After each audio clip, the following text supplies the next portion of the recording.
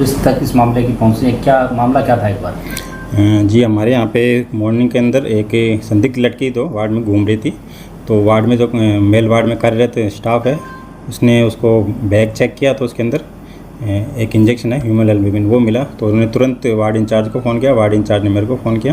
तो मैं यहाँ पे जैसे मेरे को सूचना मिली तो हम आए और हमने उसका बैग चेक किया। तो बैग में एक ह्यूमन एल्ब्यूमिन करके 8 इंजेक्शन उसके बैग से निकले। हमने पूछा बैग आपका ही है? तो उसने कहा कि हाँ बैग मेरा ही है। और मैंने कहा फिर क्या कर रही है इसका? तो उसने कहा कि हमें घर के लिए आवश्यक है, इस हिसाब से उन्हें बहाना बना के घर के लिए चाहिए। क्या वो जिला अस्पताल की कोई कर्मचारी है या बाहर? नहीं, जिला अस्पताल की कर्मचारी नहीं है, वो संदिग्ध अवस्था में घूम रही थी। घूमते हुए शक हुआ तो हमने उसका बैग चेक किया, बैग के अंदर को मिल गई।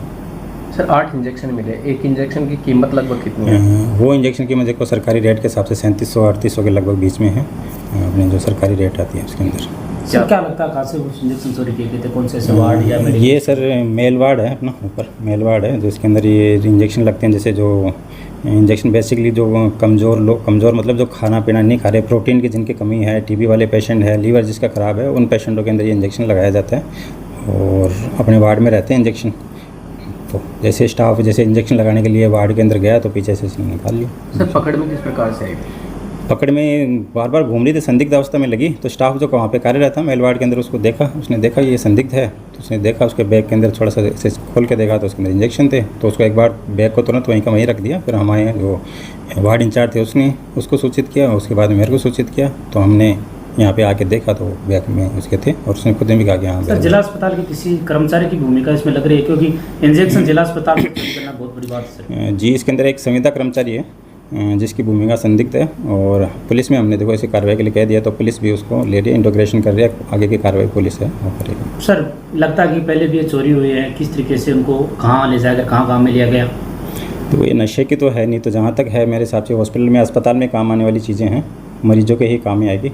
तो ज़्यादा तो देखो पुलिस की जो कार्रवाई होगी, जो उसके आधार पे अपन जो कह सकते हैं अंदर। सर क्या लगता है चैन और जुड़ सकती है बाहर से? बिल्कुल सर, चैन जुड़ सकती है, क्योंकि इस टाइप का इंजेक्शन नहीं है कि अपन घर बैठ कर लगाएं या फिर छोटी जगह लगाएं।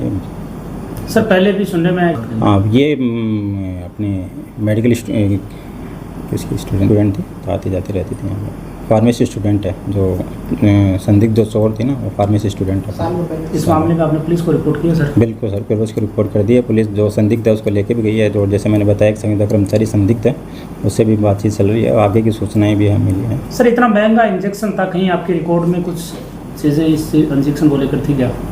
देखो रिकॉर्ड के अंदर तो जैसे इंजेक्शन है उसके अंदर थोड़ी बहुत लगी थी हमको, तो संदर्भ में भी तो हमने भी ये इंजेक्शन कहाँ जा रहे हैं इस संदर्भ में भी हमने, और जो इसका पूरा जो रिकॉर्ड है वो हमने कमेटी बनाई है।